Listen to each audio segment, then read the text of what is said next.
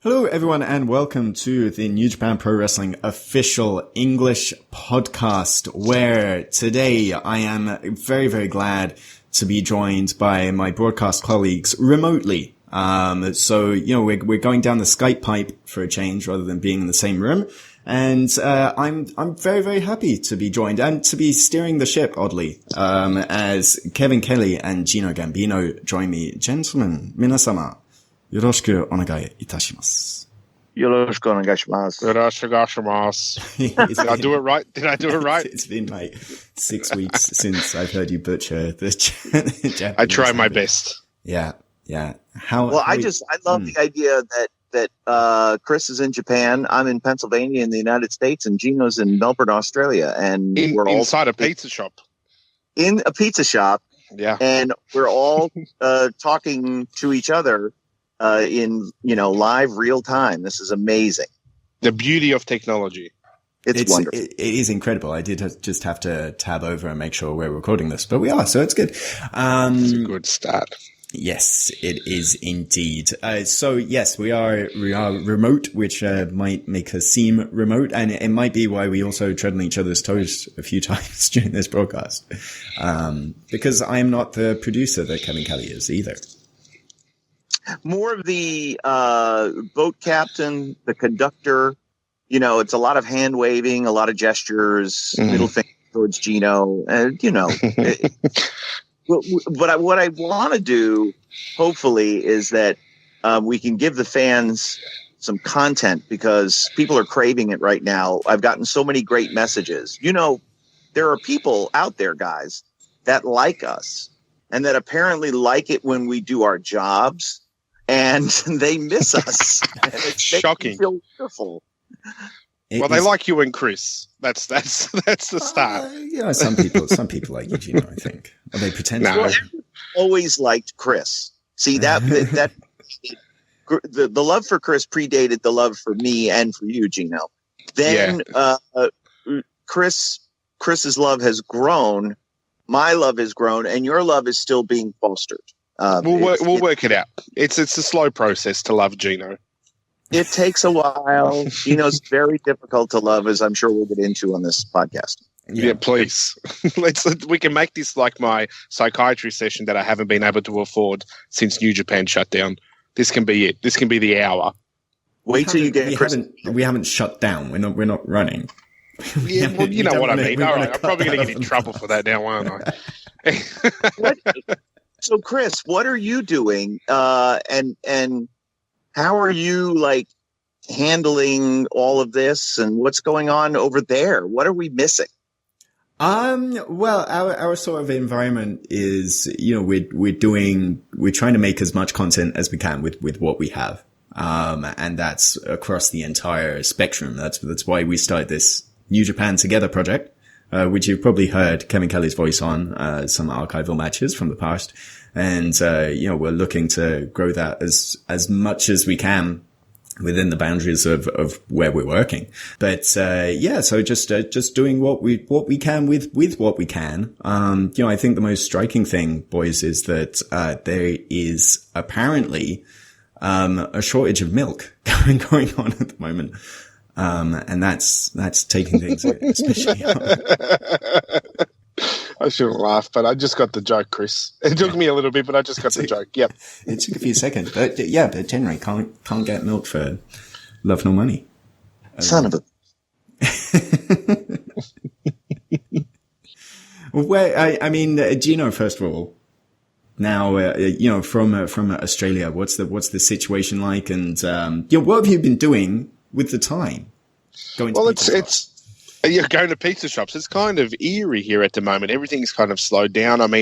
But I just miss wrestling. I miss watching New Japan. I miss seeing you guys. I miss Tokyo. It's, being around New Japan and watching some really great wrestling. But luckily, being a subscriber to New Japan World, I've been able to watch some really good classic matches. But it's just made me more hungry. I'm looking forward to getting back on the road.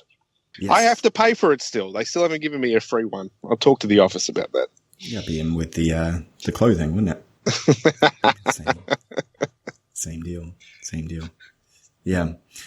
So Kevin, you've been recording archival stuff. What, Yes. Just some past anniversary matches just went up as we're speaking here.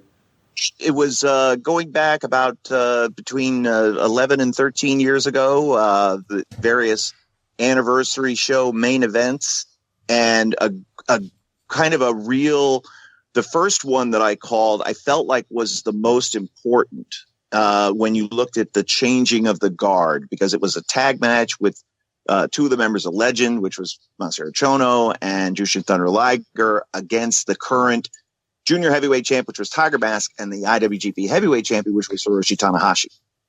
And it was 2009, I believe. So it was only like less than a year later that Chono was completely gone from the company. And it was then Tanahashi's company, 100%. And it really was at this point too, because when you go back and you look at the match, you can see that, you know, age had caught up to Chono, obviously, but he was very much in control of things. But then by the end, Tanahashi had taken over, and that I felt like that match was metaphorical for sort of the changing of the guard from the the old era into the new era, into the Ace Age, and it was Tanahashi's company. He just grabbed it by the throat and wasn't letting go. It was a lot of fun. Plus, you get to go back and call Shinsuke Nakamura matches, which are never bad. They're always great. And Hiroki Goto, who looks the same as he does today, which is amazing. He was a little thicker in the upper body. He had more upper body muscularity. But he looks the same facially, moves the same, all the same. Like, he hasn't slowed. He hasn't aged. It's remarkable. And, it was definitely a Toki Makabe heavy. There were, Makabe matches. There's a lot of fun. I always love going back in the archives. Those are great because it's learning for me, as I'm still, relatively new in my fandom, 5 years now. But I'm still enjoying when I jump back, and I do go back into the archives, whether just to watch matches, start to go down a rabbit hole, or to call them and actually put some of that knowledge to it to, be the connective tissue between the reasons why this match was important then and what it all means today. Yeah, it's funny you say that, Kevin. I think about it a lot. A lot of our fans, like yourself, fairly new, only probably subscribed to New Japan World in the last year or so, and have missed that great era where Tanahashi took the reins of the New Japan company, and it was an amazing time. And I really hope a lot of people go back and watch that story unfold, because it was so important in the history of wrestling in Japan. Yeah, I really like the Kojima and Makabe match from that set, because it's quite a lumpy heavyweight match, but also because I like going through archives and finding those short periods in history where you go, wait, what? So that's the Kojima Makabe match is in the midst of like Kojima-gun, which prefaced Suzuki-gun. So this was before Taichi and Takumi Chinoku at the time went to Minoru Suzuki, and it's Taichi coming out with Kojima and Taichi doing Taichi stuff, and Taichi having remarkable hair. It's quite a sight. So, but again, it's weird seeing Kojima as the black hat in that match because he had the sneer and the scowl and a very aggressive style. But you could see the fingerprints were there for the inevitable, that Taichi was just too dark, too devious for Kojima, and that eventually the water was going to find its level, and Kojima was going to be with the side of right, whereas Taichi was going to continue down the dark path and eventually align himself with Minoru Suzuki. But you could really see it in this one match from the New Japan Cup, 9 years ago. Yeah, well, I mean, Kojima he'd won the G1 before that, and, he'd be, IWGP champion before Tanahashi took it and then went on his run. And it was almost like not entirely unlike the position that Kenta found himself in. When he was away for a long, long time, like Kojima was predominantly working for All Japan for so long, and then represented All Japan when he was wrestling Tenzan in the mid 2000s. So then when he came back, it was the questionable loyalties, and he wasn't going to get that reception that he wanted to get. And so he was like, well, I'm going to take this guy Taichi under my wing, and Taichi had his own history in All Japan as well. And then, he sort of created this preliminary army around himself that then was just, he was too pure for Taichi and Taka, at least. And again, that was all of the, in that era, nobody could buy a friend. They had to make friends. It was weird. And they always had to like reach across the aisle and drag somebody in that wasn't necessarily the right fit, but they had to do what they had to do to survive. Because, with the fall of GBH and the morph into chaos and all of that, you needed to have somebody watching your back, because otherwise you were just going to get steamrolled. It was almost like prison rules. Just align yourself with somebody at the time, even if you didn't think they were a long-term friend. Just you needed someone, you needed a teammate to exactly watch your back, as you said, Kevin. Mm. And because of that, we saw some strange bedfellows. Certainly when you talk about the modern era, but when we look at how the growth, and I think that so many fans, if you just look at the New Japan World period forward, there are those fans, and those are the ones that we speak to when we do these archival matches, because they don't know, and there aren't books written about it. There wasn't YouTube, there wasn't television. There's archival footage, but it doesn't exist, especially for fans in the West who never were experienced, never got to experience it. So that's why those matches are so much fun. But for the rest of the time, boys, I'm bored stiff. This is I mean, it's insanity. So we're recording this at the end of the weekend here in the US, and now they've closed the schools for 2 weeks in my state and in many of the surrounding states. So all of the Northeast is shut down. I live in Pennsylvania. All of New York is shut down. The schools are shut down for 2 weeks. And there are going to be millions of kids who are driving their parents crazy over the next week. So now's the perfect time. Put on New Japan. The perfect babysitter will get you through this. Throw some snacks in their face. Put some old wrestling matches on, and have a few moments of peace and quiet. Look, I don't think I've ever been called the perfect babysitter before, but I'll give it a crack. If you want to listen to Uncle Gino on this podcast, please do not leave your kids with Uncle Gino. Gino, tell me, you taking my hammer? You taking my hammer? I had this hammer 27 years. It's a brand new.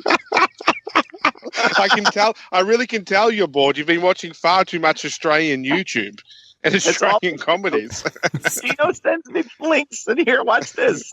And then I become obsessed with it. Well, here's my question for you guys. You know I love food, obviously. What's the one Japanese meal? I mean, Chris, you're fine, but Kevin, what's the one Japanese meal you've been missing the most? Macca's. No.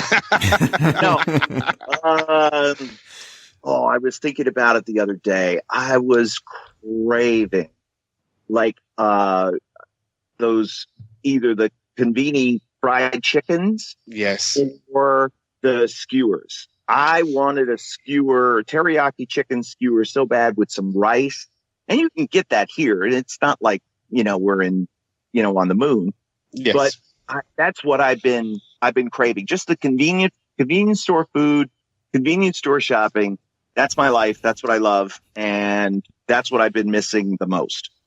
It's funny. Mine's chicken as well. But that little place we go to next to Korakuen Hall in front of Tokyo Dome that does the ramen and the chicken and chips. Those are right. I've been craving it because I like to put the chili oil on top of the chicken. I know this isn't wrestling related, but it's just as important that people understand. I haven't had Japanese chicken and chips in almost a month, and I've got the shakes. And there is not ramen here the way it's done, in Japan. At least I have found it by me. I'm sure that in New York or big cities they have it, but I live in rural central Pennsylvania. So it's not the same. But yeah, I just miss, being able to walk outside and turning right and going to either, one convenience or across the street is another one. Or over there, I miss that. I have to get in my car and I have to drive everywhere. And that vitamin C drink that they have, which I scull while I'm in Japan, is also fantastic. And I'm sure probably a good time to be drinking a lot of vitamin C. So, Chris, if you can sneak me some to Melbourne somehow, I'll be internally grateful. Right. Maybe Korakuen Hall has an excess of chicken. We can who knows?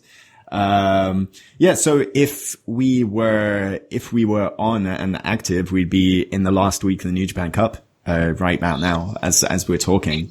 I've had on my desk right here, I've had the, my brackets for the New Japan Cup just sitting there, just ready ready. At some point, we might, maybe next year when we do the New Japan Cup with the exact same entrance, I'll be able to wheel it out. But yeah, I mean, for you guys, Gino first, because you were actually going to be off this tour. I was, yes. So you were probably, going to be watching as a fan and doing your brackets. Absolutely. Yeah. I mean, let's go wildly. Well, maybe not wildly outside the bubble. I was going to say you were going to have Jay White to win, but you had Kenta in the opposite bracket. That was my belief that it would be a Jay White Kenta final somehow. It would have happened, and we would have had an all Bullet Club New Japan Cup, which would have been amazing. But this year's field was so deep and had so many big names. You were just uncertain. You couldn't pick a favorite. There was so many people in there that you're like, well, everyone's got a shot this year. We've seen New Japan Cups in the past where we've had a pretty distinct favorite, or at least a top 2 or 3. But this year seemed to have multiple people that were genuine contenders to be in that final. Kevin, who did you have as your final in the New Japan Cup? I had just circled the Jay White Okada match because whoever was in that, and I kept going back and forth, whoever was going to win that match was eventually going to win the whole thing. I felt like a lot of the intrigue early on was going to be on potential partners facing each other in the second round. I think there were at least 2 or maybe 3 matches where you could say, oh, these guys are friends and they might have to face each other. Yeah. So that was going to have some unique matches. But as it really started to shake out, I just kept going back to Jay White and Okada because they're the favorite to me in every match. That was what I was doing. Who's the favorite? Well, Jay White's the favorite. Okay, so who's the favorite? Okada? Yeah, Okada's a favorite. So I just circled that match and was like, whoever won that one was going to get the beeline. Not going to buy, but they were going to be the ones in my bracket who were going to win the whole thing. I had a Sanada Jay White final with Sanada winning, but wow! But at the same time, I had Toru Hinari go to the semifinals, and that's what's because I was thinking if he gets past Ishii, then he had a pretty decent run after that of not every match. You never know what's quite going to happen, but they were, you could see him come through against a lot of those, other opponents, So I thought this was going to be the spring of Toru Hinari where, we really saw him, catapult himself to the forefront. Is this because he threatened to beat you up? Is that why you're doing it? Yes, he did multiple times. When I wasn't Maybe around. Not to you, but he's told me multiple times. has voiced his opinion, right? Yeah. And that's the thing. He voices his opinion, and the boys aren't afraid to stick their finger in his face and say, hey, I didn't appreciate your opinion. But to Chris's credit, he doesn't back up, nor does he change his opinion.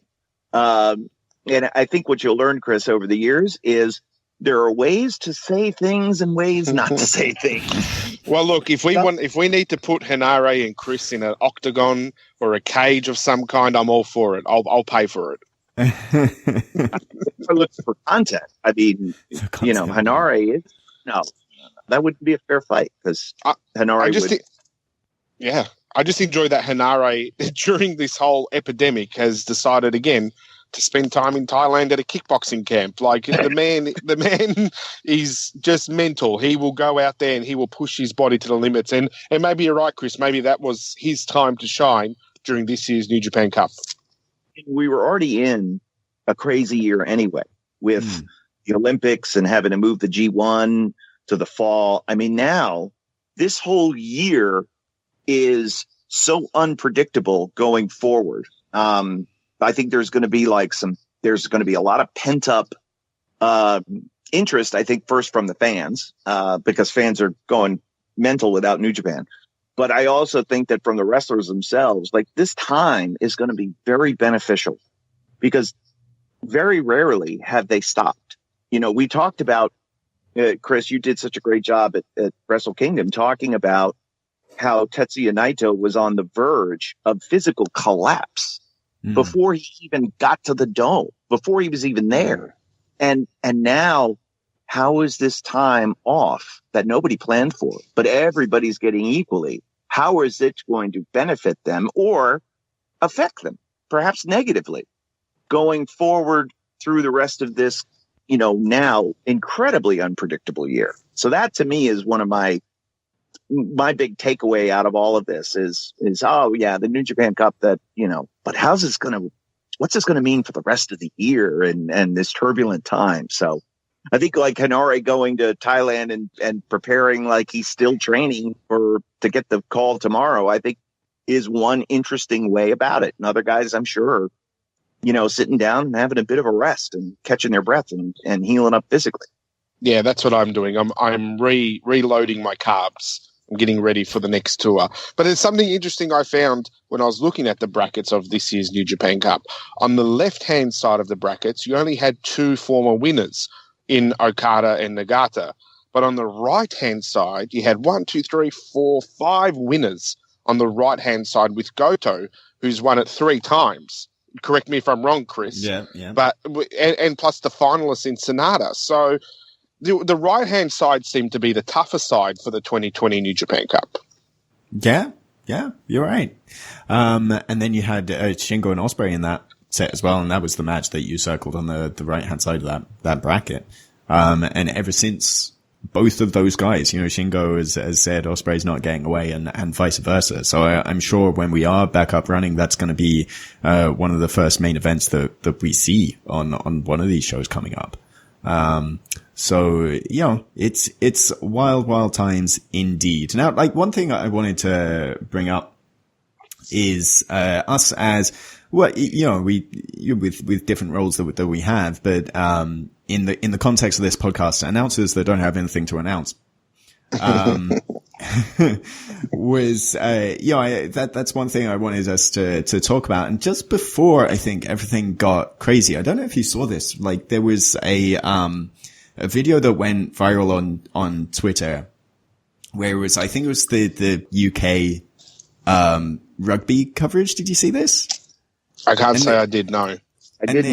So it was this, it was like a 30-second clip of them going into, some big rugby match, right? And, they put over the feed, which was what the announcers heard in their headsets.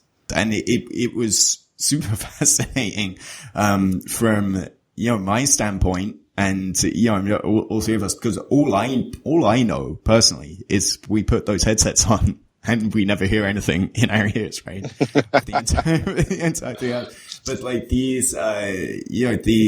this rugby thing, it was just, okay, we're going to go to commercial in 5, 4, and like everything, it's like a spaceship, countdown. It's like 5, 4, 3, 2, 1, and then okay, now there's going to be a wipe and a picture-in-picture in 5, 4, 3, 2, 1, and it's constant, like a constant noise there. And so it's always like really fascinating, and maybe we can give some insight into just the work environment that we're in compared to other sports. Well, the only signals I get is when Kevin starts punching me under the table for talking too much. So besides never happened once. It happened once. Don't lie. But besides that, no, we're pretty free. As I've always said, Kevin's a great captain of the ship, unlike Chris today on this podcast. But Kevin really, really, really drives what needs to be said and done. And that's because, obviously, Kevin, and again, I always say this about you, you have tons of experience with TV producing and broadcasting and radio, and we always just feed off what you think is best. And I think that's why we work so well together, is there isn't someone screaming in our ear. It's very based around there's one captain and we follow and just add our bits as we go. Unless you think different, Kevin, but that's how it comes across for me. Oh, I agree with that. And I will say this, Chris, about that video, not having heard it, but I can say that they're not doing those announcers any favors. There are ways to take some of that talk out of their headsets.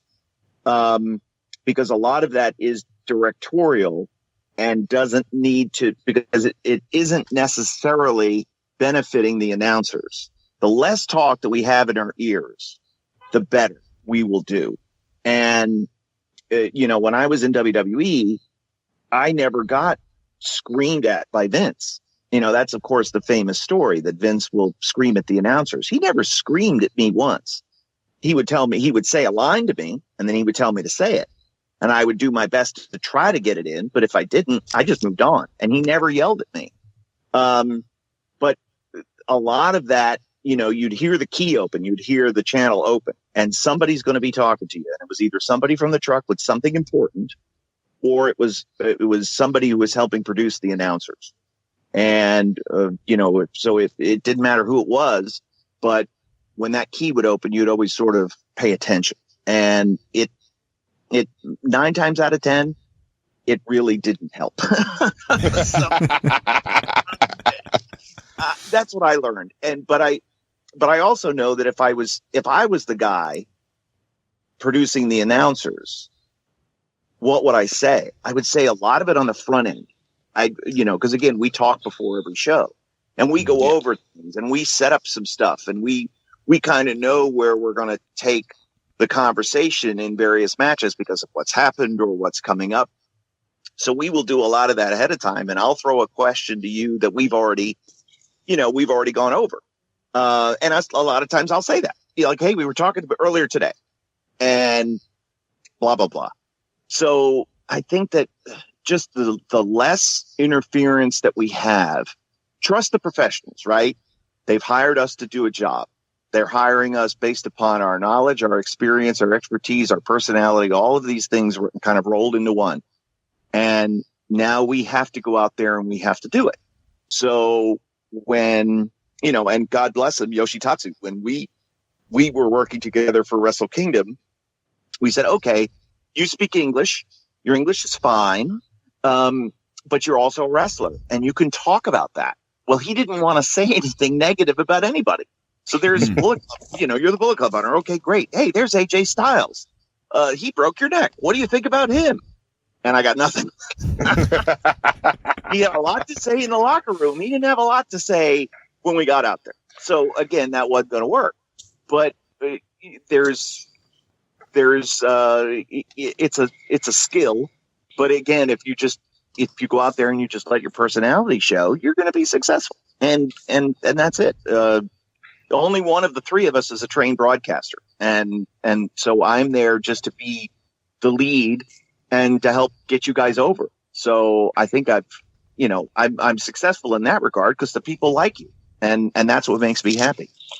I couldn't agree more. I do enjoy that we kind of set our own tone for the night. And I like to tell this story to a lot of people, and I guess I'll share it on the podcast, seeing as we're not getting much content at New Japan at the moment. But I remember distinctly Wrestle Kingdom. It's quite a long show, and you need that bathroom break or that few minutes just to stretch your legs, because sitting at a table for 4 hours is quite strenuous. So we sort of picked matches that we would go and have our break, and my match was Liger's match, which was, I think, second or third on the card for the first night, if I'm right, Chris, is that right? Second or third? It was after the prelims, yeah. That's right. So I went and had my break. So it's a fair walk all the way back to the locker room. And I walked to the locker room and I changed my shirt because I'd spilt coffee on it earlier. Gone to the bathroom. And as I was walking back, I noticed some pizza in catering, which excited me a lot. So I went and grabbed about 3 or 4 slices and started eating. And as I got to my second last slice, the match had finished and the music had hit, and I'd realized I had to be back for the next match. So I was running up the rampway, eating pizza and drinking my Red Bull at the same time and choking, trying to rush back in time for the next match. And I probably would have got in a lot of trouble if anyone knew that, and now they do. So, but luckily, I finished my pizza slice just before the next match started. Wonderful. But, and I said, and Chris, of course, we had said we need to take a break so that we can go to the bathroom because it is such a long walk. Neither you nor I discussed pizza nor Red Bull at any point during any of that. That was Gino kind of going into business for himself. And you got to eat. You got to keep the energy levels up. That's. But I think that not to pat all of ourselves on our backs, but I think I do it. Sure. I think Tokyo Dome was on the face of it, and I think probably we all thought going in that because there were 4 of us there, that it would be a challenge, and the feedback from everybody was so overwhelmingly positive for a 4-man team. Even though it probably felt. Kevin always seems like the meme with the guy on the organ, and then he's the one-man band honking the horn. And that's a great analogy. And trying to steer us along. But I think it was the remark. It was the mark of really all of us knowing where we need to be. And it was like, Kevin, I think a conversation you and I had last summer, where, until then I hadn't figured it out, but, it seems obvious, but when you told me, hey, make sure everything you say has some merit to it and has some value to it, there's no point in filling space. And I think all of us knew, okay, this is where I can add value at this point. And so I'm going to speak rather than, it's been quiet. I haven't said anything for 2 minutes, so I should say something right now. I think that was the difference. We all have to, and again, sometimes we can and we have wonderful sound because we have a wonderful audience, whether it's at Korakuen or whether it's at Tokyo Dome, that is there and is responsive, and just that sound sometimes can help drive the narrative. So there are times that we definitely need to talk, and there are times that we definitely need to be quiet. And I think that's a little bit of for older fans. I think that was kind of one of the big takeaways in my line to you, Chris, about that, because why are they listening to us? Well, they're listening to us for value. It was Japanese commentary forever. And when the decision was made to have English commentary, it was to educate the fans and to tell them why New Japan is so great. So everything that we have to say, everything that we say has to have that intrinsic value. Otherwise, what purpose do we serve? And so that's, I think, a key for all of us to remember going forward. So if you're quiet through 85% of a match and you've got one great line, man, that's gold, especially with 4 guys. Because, every other television show you see now, they struggle. And they struggle because they're overproduced. And they struggle because they all have to, for lack of a better term, excuse the French, but... we can swear on this podcast, Chris? No, we can't. I have to bleep it afterwards. But, so those types of things we have to avoid. Because you know what? They could switch over and just listen to Japanese feed. So we got to be better than them. And they just do their thing like they've always done. Whatever team they have so many, different voices, different points of view that they can bring on. With us, it's only us. And, a couple. So if Gino's on the tour, it's Gino. And if it's Gino, Chris, and Kevin, okay, great. Now it's a 3-man booth. And if Rocky's there, okay, great. And then with a show like Kingdom, it's a 4-man booth. Wow, that's a lot. So we just really have to make sure that what we say has meaning. I think the bonus is that we all love professional wrestling and we all love New Japan. Like we watch the product, we know what's going on, and we understand wrestling on probably a different level to some fans, and that way we're kind of adding to their education as well. It's almost like a little educational time when you're broadcasting wrestling, because you need to explain so much that's going on, but at the same time staying quiet does exactly that, just like you said, Kevin. Like letting something breathe, letting a moment happen is just as important as explaining it to someone who may have never seen wrestling before. I do have so many new fans that I do feel like sometimes I get a little repetitive with the way I might describe a certain person or quickly encapsulate a backstory in a couple of lines. But then I take a step back and I go, wait a minute, there's somebody new. There's a new subscriber. There's somebody that is a longtime subscriber that has friends that are coming over to watch a big show that have never seen New Japan before. And if I give them just that little bit of a window into our world, then I can hook them. Then we can bring them in and they will become fans like all of us are. So we have to remember that too. We can never get too far ahead of ourselves and realize that everybody's in on the history and they know everything. We have to be leaders in that regard, but never get too far away from, this is why you will love this guy. This is why you will hate this guy. And, telling the Kenta story, I think, is so critical, because here was a fan who hadn't seen New Japan, but knew Kenta. And then he comes back. It's like, wait, how did we get here? Okay, so we got to quickly tell the story. That's a prime example. Kevin, you've been recording and doing broadcasting for donkey's years. And Gino, you've been in the wrestling business for what? How many years? 15 wonderful 15 years this business. So, and me, in terms of professionally in this business, not long at all, and then in terms of just covering it, I guess, semi-professionally, 9 years, I suppose.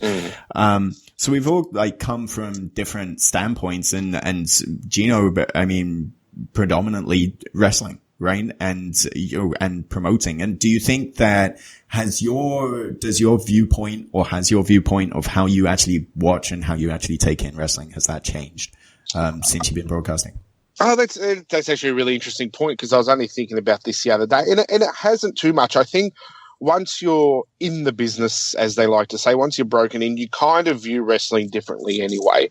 You're no longer watching it as a fan. You watch it more from a professional standpoint. I think the thing that has changed for me is I'm now viewing the actual technical side of wrestling and how different everybody is. From a Zack Sabre Jr. to a Will Ospreay to an Okada, everyone has their unique little style. And the more I'm now visually trying to capture a moment when I'm broadcasting, I'm seeing different holds and almost different reversals. And I was like, I've never thought of it that way, or I've never seen it done that way. And it's really nice to re-educate myself on wrestling. There's a stage where you think you know it all. But having the opportunity to watch people in the class of those 3 guys or 4 guys, even guys like Jay White and Kenta, an amazing array of wrestling capability. Like, it's sometimes Jay White does things and I'm like, how hasn't he even thought to reverse that move from that person that way? It's an amazing sort of thing to watch. So that's probably what's changed. But from a professional standpoint, I still get the itch. I still sit at ringside, and Kevin knows I'm always like, what if I challenge someone for something and get a match out of it? Like, so it's still there. But from a broadcasting point of view, it's nice to actually really break down move to move a match. It's a really different aspect of wrestling for me. And Kevin, to you, like how you approach the job and how you watch, what goes on in the ring, has that changed from, from the perspective of working in different companies and different promotions? When you come from where I came from, and I was in WWE from 96 until 2003. It took me a long time to kind of get the appreciation back, the love of wrestling back. And it wasn't until I was working with Ring of Honor that, that really started to come on board again. Now I try to watch everything from the eye of the fan. I try to get the appreciation for the little things as well. And that's why somebody like Kanemaru always stands out to me, because everything he does is flawless. I don't know if people can truly appreciate how great he is. And that's just one example. The greatness of Jay White, we see it all the time. We come to expect the greatness of Okada, but he's never in. His footwork is pristine, and everything that he does, all the little technical wrestling stuff that he does is so precise. It really is remarkable. And then I watch too, like I'll look out of the corner of my eye. I won't be looking at the monitor. I'll watch the camera people, and I watch how they run around the ring to get the shot, and how in tune they are. And it's almost like a dance as they're keeping one eye open towards the ring, because you never know if a body's going to come flying out. They've got to jockey around the still photographers there at ringside. And it's this dance as they move around on the outside. It's wonderful to see. It really is. Yeah, it's a good point. I've sat with the production team a lot of times, and what's most fascinating is the amount of work that they go through when there's somebody new coming in. When you have, when I think when Doki came into Best of the Super Juniors, get those meetings and get together and speak about, well, what have you seen of him? Like, I've seen this and that of him, and then just, okay, well, if he's in this position, how best can we frame him? How best can we shoot him? Because we really don't know what he's going to do in this particular situation. You might miss that sort of that shot. But they're so, incredibly, they're honestly the best production team anywhere, and I think that really sort of pays off. You really see that in the shots that they get. Even more than once, I've gone to Milano and I've told him, like, announcer to announcer, hey, here's the background on so-and-so that's new. And when the LA Dojo guys started to come in, and I had sat down with all of them and got a little bit of background on each one. So I kind of clued Milano in, whose English is decent, to say, here's the background on Clark Collins. Here's the background on Carl Fredericks, so that he could take it or not. Again, it's just for his information.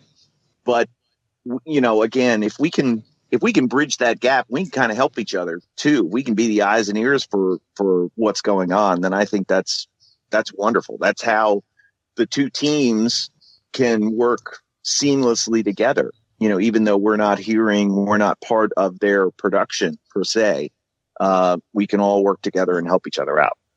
Mm. So, hopefully, by the time you people at home are listening to this podcast, we might have an update or two in terms of what's going to happen in the coming days and the coming weeks in New Japan Pro Wrestling. And just,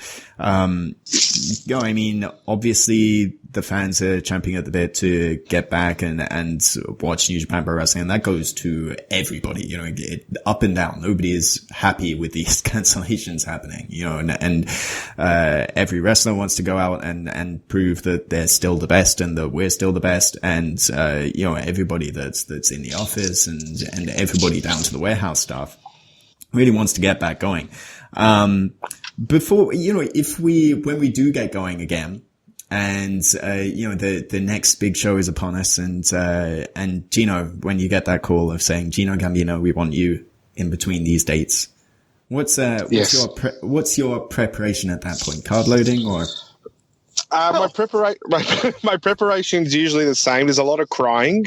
I remember, I'll tell you a real story. The day before I debuted at Wrestle Kingdom, I spent vomiting out of anxiety, and then vomited so much I caused myself a blood nose. So that still does happen time to time. So yeah, I get quite nervous because you want to do the best job. You want to be the best broadcaster that money can buy for the fans that are watching New Japan. Because I still remember being a fan of Japanese wrestling and watching and wanting it to be always the best product. So it is a bit of pressure. I do watch a lot of the matches upcoming to a tour. I'd like to be aware of what's going on. I'd like to know who's hating who and who's loving who at the moment, because it's always changing. And then I annoy Kevin mainly. Kevin usually gets a message from me anxiously worried about what I should do or what I should say, and then Kevin has to talk me off the ledge.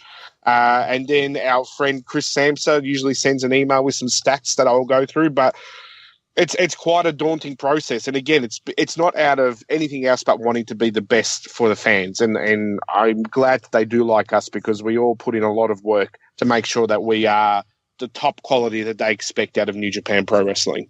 One of the big things that I find, because I was explaining this actually to my mom the other day, she was like, "Oh, well, it's great that you're home." I said, "Well, it's not great, because now I'm really bored." And one of the reasons why I'm really bored is because I'm not writing notes. And that's a big thing that I do. Like I had done a lot of work on the front end for the New Japan Cup, and I still have everything saved. I don't know what's going to happen, but it was, because again, you want to make sure you know everybody's background and history, and you want to have it boiled down into just the most concise soundbite that you possibly can write. So there was a lot of that, and there is a lot of that on the front end. So as soon as the card, Chris, you usually get an email from me like, "Hey, when's the card's going to be announced, and when will we know?" So I can start to get my prep work done. But again, I'm gearing up like we're going to be back to work sooner rather than later. Like I just bought a new suit yesterday, as a matter of fact. So and I'm like making sure, like, when's it going to be shipped? Am I going to get it this coming week? Yes. Oh, okay, good. Because I have no idea. We don't know when we're going to, be tasked again with returning to commentary, but we've got to be ready to go. So I'm always like trying to coordinate schedules here at the house, because I've got an older son who's out of school. I got a younger son who's in 7th grade, coordinating this and that with my wife. So, all the moving parts still work, but a lot of it then is just kind of getting mentally ready and trying to see those matches ahead of time, and how a particular outcome will relate to, something that's happened in the past, or if the opposite outcome happens, how will that relate to what happens in the past, and how will that shake out the future? Because when we can sit there and we can say, if so-and-so wins, what will be next? And that is critical. But I'm already thinking that ahead of time, because I got a plan for every scenario. I didn't realize that Hiroki Goto was as low as he was last year, almost a year ago now, until he came back for the G1 and we saw this renewed, re-energized Hiroki Goto, and it was like, wow. So when I'm kind of throwing dirt on him, like, this guy said he was going to win the New Japan Cup, and he's bounced in the first round, and he kind of laid an egg. It was kind of like, wow, did he listen to our commentary? I hope he's not, I hope he's not hot. But damn if he didn't come back like a hellstorm and just took off and had an amazing G1. So we're trying to do a lot of that on the front end. And that is, with that being absent now, I got a lot of time on my hands. So it's, I'm annoying everybody here at the house. I can't sit still. It's rotten. So the sooner this is all over, the better. And the good news is, guys, I think I know everything's going to work out just fine for everybody all around the world. And I think that we're all going to be safe, and I think we're all going to be fine. And no matter what happens, we'll be back to normal as soon as we can. And I think that we're all going to be wiser and better people for this. If nothing else, just, hey, be sure to wash your hands more, and all those little reminders that we from there. Hey, when we're kids, that's drilled into our heads. But as we start to get a little older, I think there's going to be more precautions made. And I think all of it's going to be for the good. But yeah, in the meantime, a very long-winded answer to say, I've got nothing right now and I need something in my life. So please hurry up and let's get New Japan back going so I can have some work to do. So you're saying I have to wash my hands, Kevin? Is that what you're saying? Yes, apparently so, Gino. That's the word on the... I know. I'll get soap and water as well. Soap and water? You don't lick them clean. That's the problem. I'll start today. Yeah, that's what it licking takes. the pizza sauce off your fingers. Licking the pizza sauce off your fingers does not make your fingers clean. I've eaten so much pizza in the last month. It's been ridiculous. But it's funny what you say about Goto. I think he does listen to our commentary because after Jay White and Goto, I did say a few things about Goto that maybe weren't very nice. And then I got a Twitter follow the next day and I was waiting for a very angry DM. That never came, luckily. So maybe he does listen to our commentary. I never think about it. And then, it obviously it makes sense that people listen to us, and it was, I think the second day at the Tokyo Dome, and I just got in, and John Moxley was out on the floor and I just sort of, shook his hand at the time you could shake hands. And so, sort of, hello, sir, nice to meet you. And he was like, oh yeah, I listened to you yesterday, good job. And I was like, oh yeah, it made people actually listen to us. That's anxiety causing in a way, I agree. Yeah. I'm terrible. So I'm shocked when people are saying I did a good job. But I'll tell you a story that goes way, way back. Well, Sid Vicious, right, had a reputation for being quite difficult to deal with, I guess you could say, with some of the staff. He doesn't suffer fools lightly, let's say. He has very little patience for people. And when I started WWF 96, I got to know all the backstage crew and the photographers and things like that. Oh boy, Kevin, this time is so much better. It was a few years ago and everybody was very mean to us. It was very difficult for us to get our jobs done, et cetera, et cetera. And I'm like, yeah, sure. Everybody's just crying the blues. They don't appreciate you. I got you. Well, Sid came back, right? And I was warned. Oh, by the way, Sid can be really prickly, so you might want to stay away from him. Okay. I'd never met Sid before. And I had started doing Raws and we're going along and all of a sudden, we're at a pay-per-view in Indianapolis. And then all of a sudden Sid goes, Kevin, can I talk to you for a minute? And all of a sudden, all the memories of everybody telling me this guy was difficult to deal with, et cetera, et cetera. And I was like, okay. And we went over to the side and he said, hey, I listened to your commentary. I just want to thank you. I was like, oh, good. Oh, thank God. And he said, he had a match with Ron Simmons. And he said, I felt like you really did a great job of getting, our physical story across. And I just wanted to tell you that I appreciate you and thank you very much. And I was like, oh man, thank you. Yeah, that's awesome. So, and that was like, but I didn't go into it like, oh, I've got to do good for Sid because he's going to be mean to me if I'm not. I'll call a spade a spade. It's the way it is. Yeah. And so I think we have to be mindful of that, but at the same time, our audience is not the wrestlers. Our audience are the fans at home, and we have credibility, and we can't say somebody's great if they're not great, because if everybody's great, nobody's great. Now, there's a lot of guys that are great. Again, we're blessed in that regard, but we have to be careful with that. But we also have to not be shy about calling, somebody on the carpet if they're not holding up their end of the bargain. For example, I was very critical of Honma, and not for any fault of his own, but the guy's come back from catastrophic, a neck injury, and it's just, to me, it isn't where he needs to be, but it doesn't mean he hasn't worked his ass off to try to get back and has done incredible to come back from where he has. But we can't shy away from the reality of what the fans at home are seeing. So we have to call attention to it. We can't beat it over anybody's head.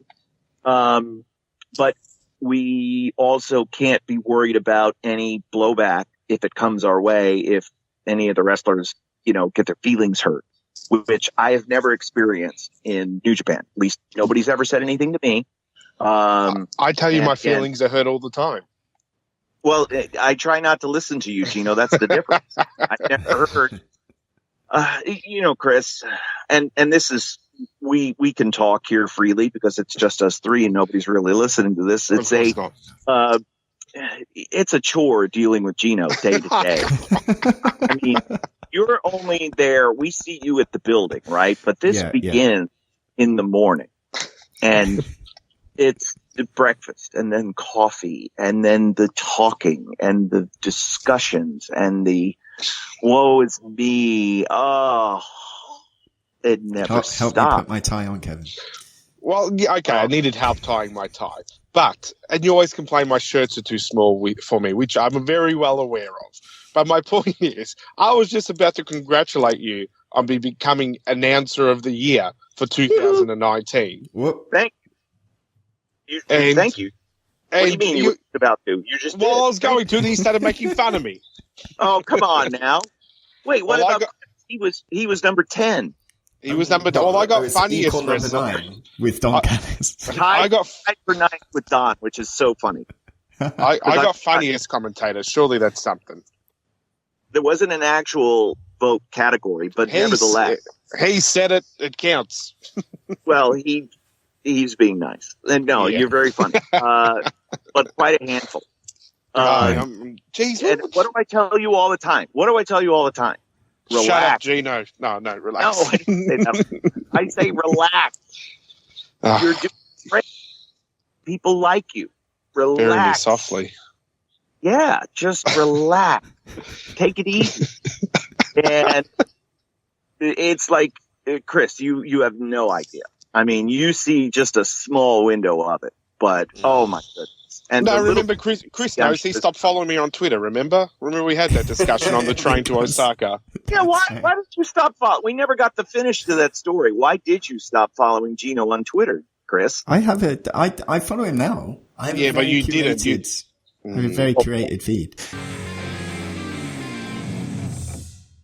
Right now, the best way to make sure everybody stays healthy is to act together and act sort of socially responsibly, but also, keep up this sense of community that we have, which is appropriately why we have the New Japan Pro Wrestling Together project running on NJPWWorld.com right now. There are almost pretty much daily there's content going up there, whether it's archival matches, whether it's talk show sessions, that are all being subtitled, by the way.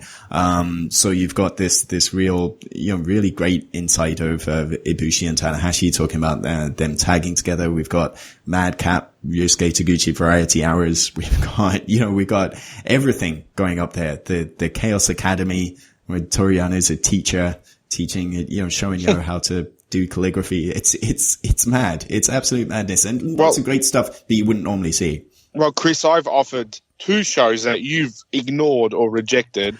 I offered to get my father, who can speak very little English, to commentate some New Japan matches. And I've also offered for me to do a cooking show. So they're still out there for the offer. If you want them, you email New Japan office and you let them know that Gino's cooking show or Gino's father talks, Gino Senior talks wrestling. Let him know. Now, Kevin, my dad would do a great job. He would be amazing, and it's a very knowledgeable fan, Chris. This isn't just who's this guy in the pants? What does he do? No, he knows everybody. He does. He's not a native Australian, and I think his point of view with his accent would be comedy gold. It would be a lot of hammer talk. Yeah, I just bought it. 27 years I had this hammer. It's a brand new. Incredible. Okay, so we will be back with you very, very soon. I'm sure as the New Japan Pro Wrestling schedule picks up and up and up and up until Wrestle Dynasty on August the 22nd, 2020. Madison Square Garden. I'm steamrolling you as you're telling me to say Dynasty. That is coming up August 22nd. You can register for pre-sale right now, and already a very, very healthy number of tickets. It seems like signing up onto those people that are signing up for pre-sale. The pre-sale officially starts April the 8th, and general on sale is April the 10th for Wrestle Dynasty, however you want to say it, in Madison Square Garden, August the 22nd. So yeah, until next time, have you got one last message for the people, Gino? Yeah, if you want a pizza, Bubba Pizza in Australia will look after you. Come fill my pockets with cash. Being voted best announcer again this year, thank all the subscribers, all the readers of the Wrestling Observer newsletter who picked me as number one. Thank you, and thanks to all the fans of New Japan. I've gotten so many nice mentions and things like that on Twitter at Real Kevin Kelly, and just again, we're all in this together, and I just look forward to being back alongside you guys very soon, doing what we love to do best. Oh no, you made mine sound terrible. That's Can I redo mine, Chris? Let me redo mine. Thank you to all the fans for voting me funniest commentator, even though it wasn't a real category. Yeah. And I love you all, and peace be with you through these trying times. The thing is, like, as much as the joke was, where's Gino on that list, or where was Rocky on that list? I think, and Kevin blew away the competition on that particular poll. And I think, we've all said it since that a vote for Kevin was a vote to an extent, a vote for all of us, I think, and it's an indication of how well, that we work as a team. I don't think there's any single. So what you're saying is I'm actually the best announcer. That's what you're saying. In a sense. You might be the co-best announcer. They got worst announcer too, and I didn't see any of our names over there. That's true. My name wasn't on worst announcer, and that was a shock to me, to be honest. We have to take these things, with the collective mentality in which they are intended. I totally agree with you, Chris, that again, we're speaking to the audience the way they would wish to be spoken to. And if we weren't, they would be voting not just with, a vote in a poll, but they would also be voting to not subscribe. With their wallets. Yep. Exactly. With their wallets. And that's why the subscriber bases continue to grow. And that's why there's just this rabid, passionate fan base, that are not just fans, but they're advocates. They will go out of their way to tell people about how great New Japan Pro Wrestling is. And, we're the conduit to that. That's all we are. We just show them, hey, point, look over there. And then they just go and do. And they're the ones that are diving in the archives. They're the ones that are enjoying all of these special shows with New Japan Pro Wrestling together. They're getting to enjoy, some funny, lighthearted things, some, shirtless Ibushi, all kinds of wacky stuff that you couldn't see the other way. It's fantastic. So I mean, the only thing that's missing is more wrestling, and we'll have that with you on the way very, very soon, and we just can't wait to talk to you. And you might hear my voice because I might be talking to you on this podcast before then. But until next time, take care of yourselves. Gokigenyo, sayonara.